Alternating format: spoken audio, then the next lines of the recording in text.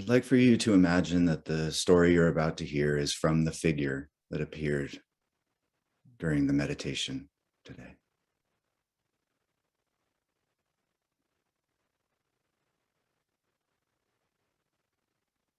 A long time ago, there was a simple village where a farmer lived. This farmer woke up one day to realize that his horse had escaped from the paddock when he had forgotten to close the gate.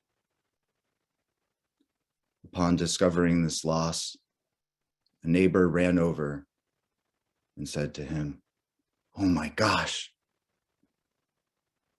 I can't believe it. You must be so unhappy that your horse has escaped." The farmer smiled at the neighbor and said, "Who is to say what is truly good and truly bad?" The next day, the farmer awoke to find not only had his horse returned, but that the horse had brought 3 other wild horses with him. All the farmer had to do was get up and close the gate, which he did. As he closed the gate, the neighbor rushed over. "Oh my gosh, I can't believe it. You must be so happy to have received this great fortune of these additional horses." The farmer smiled at the neighbor and said, "Who is to say what is truly good and truly bad?"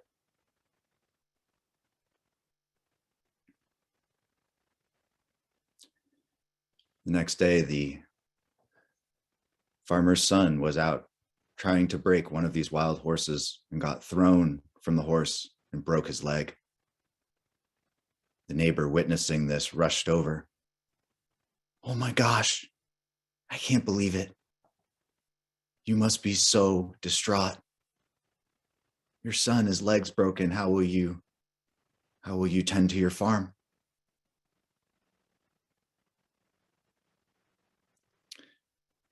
The farmer smiled and said, "Who is to say what is truly good and truly bad?"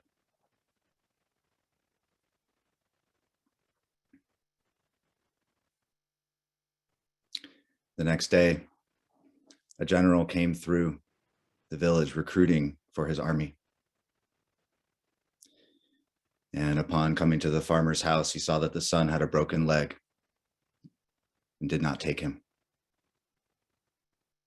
The neighbor rushed over as soon as the general left. But instead of opening his mouth, he just smiled. And the farmer smiled back.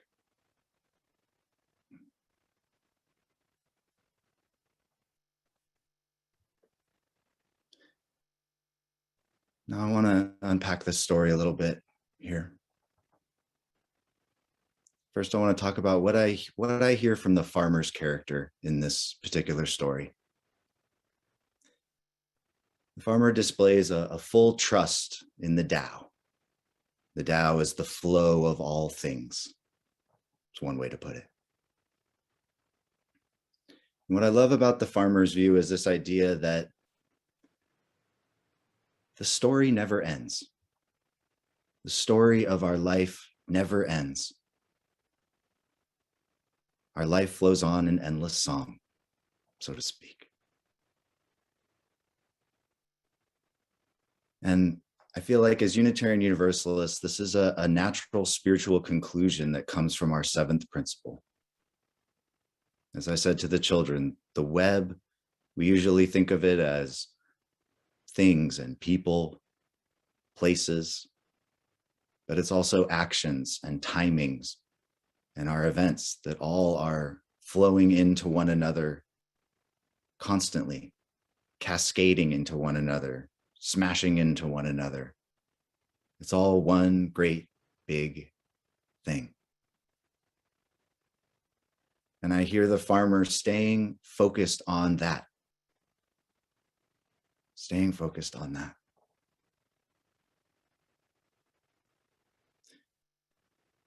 Second, I want to talk a little bit about the neighbor character. In one version of the tale, the neighbor character is really just a foil. There's no arc to the neighbor character. He's always up and down, depending on the farmer's plight.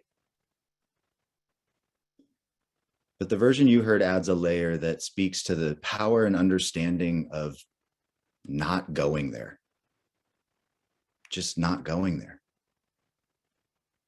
He learns the value of that.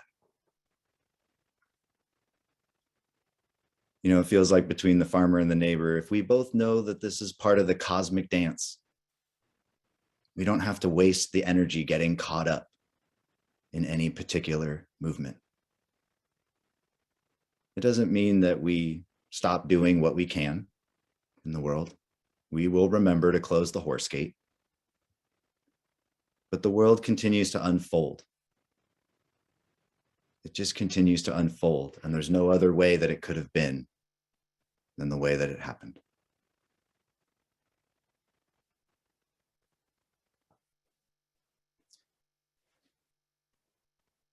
So what does this sort of mean in our daily life or in the world today? And to that, I have two responses. First, I'll share a personal story from my own life.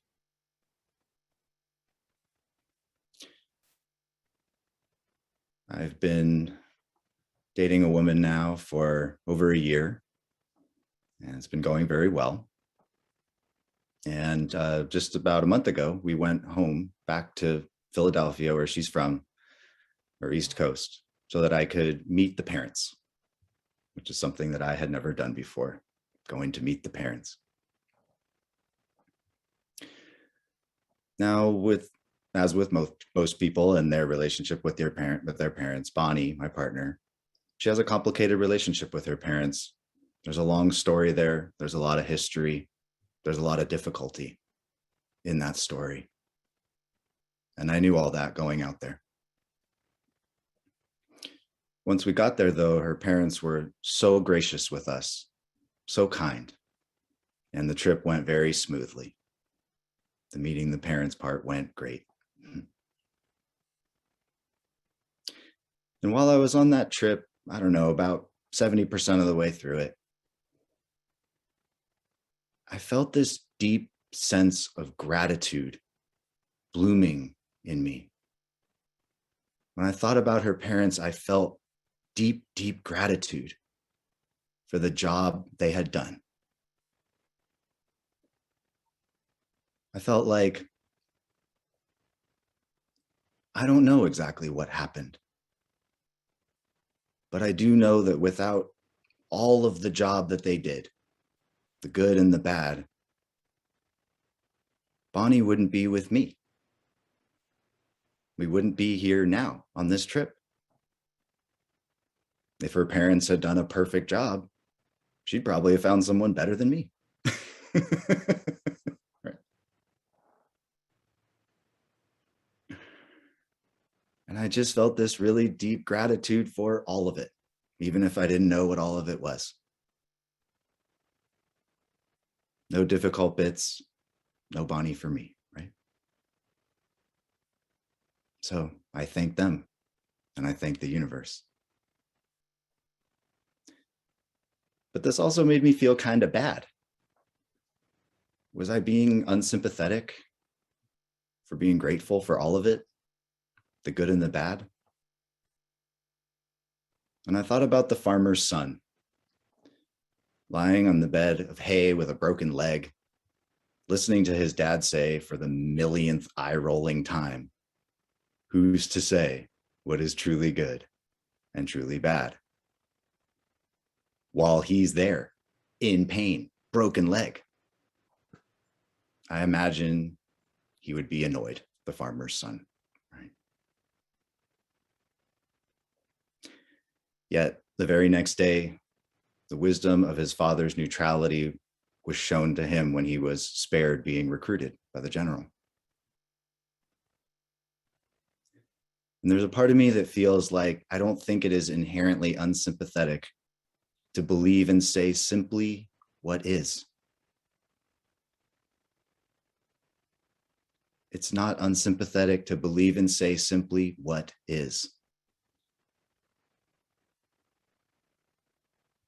And fortunately, or unfortunately, who's to say, my partner and I are aligned in this particular worldview.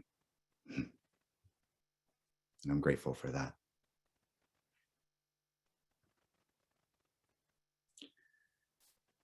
For the second response, I want to talk about current events right now and politics specifically. We find ourselves in incredibly polarizing times. Ridiculous, right? Everyone is taking sides. And we hear a lot of rhetoric, implicitly and explicitly, about how bad the other people are.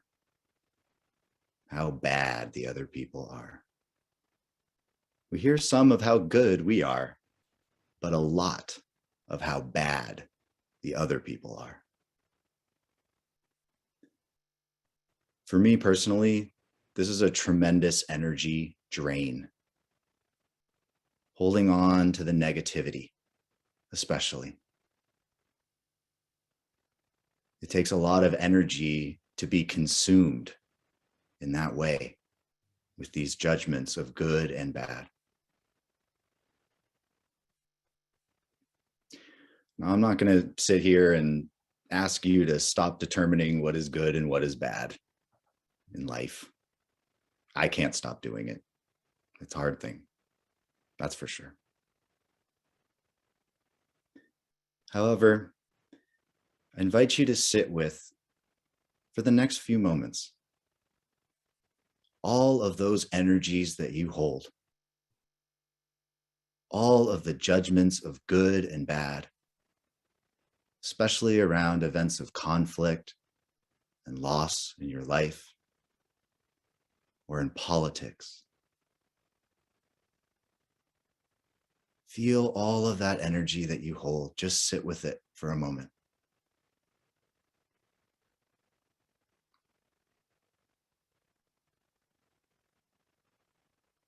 Now, consider whether it is worth holding on to each of these energies anymore. Do these energies serve me anymore? These are your answers to here, sitting in the stillness.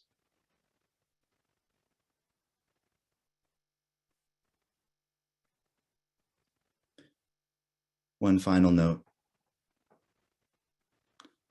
Early in my seeking, there were sort of three core pillars of my path that were established in my journey. Each one of these pillars had the same quality about them. They had a quality of being the motive, the path, and the goal. One of these values was neutrality. Neutrality is the motive, neutrality is the path, and neutrality is the goal. Part of why I love The Farmer's Tale so much is because it demonstrates exactly this type of neutrality that I held as one of these pillars.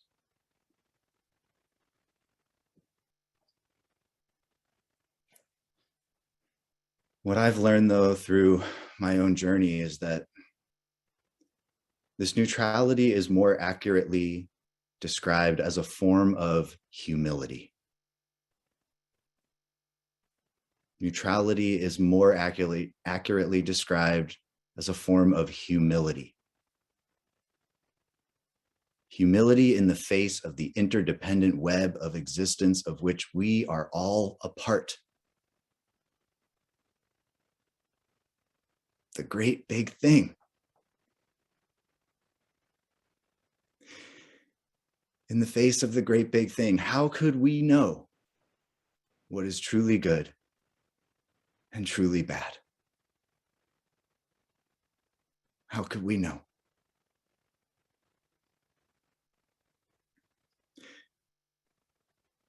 For me, this is the spiritual beating heart of our seventh principle, which is one of the spiritual beating hearts of Unitarian Universalism. Let us hold in our hearts the wisdom of the seventh principle and the farmer's tale, especially in these spaces of difficulty or conflict. I believe this humility is ultimately a liberator. It frees up our energy to pursue what needs to be done. May we move through our days with the same gentle, concrete humility as the farmer, knowing that we will close the gates that need to be closed, break the horses that need breaking, tend to the wounded, and hug our loved ones safe for now, whether we judge our life story good or bad. May it be so.